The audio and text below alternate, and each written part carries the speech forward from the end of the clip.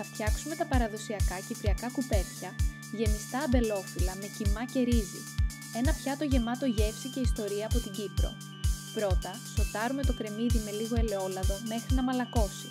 Προσθέτουμε τον κιμά και τον ψήνουμε μέχρι να αλλάξει χρώμα. Στη συνέχεια, ρίχνουμε το ρύζι και τα μυρωδικά μας, μαϊντανό και δυόσμο, μαζί με αλάτι και πιπέρι. Ανακατεύουμε καλά και προσθέτουμε λίγο νερό για να μαλακώσει το ρύζι. Παίρνουμε ένα αμπελόφυλλο και βάζουμε μία κουταλιά από τη γέμιση.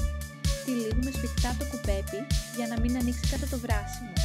Τα τοποθετούμε προσεκτικά σε κατσαρόλα, στρώνοντας φέτες λεμονιού στον πάτο.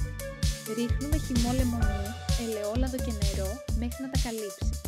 Βράζουμε σε χαμηλή φωτιά μέχρι τα κουπέπια να γίνουν τρυφερά και να απορροφήσουν όλες τις γεύσεις.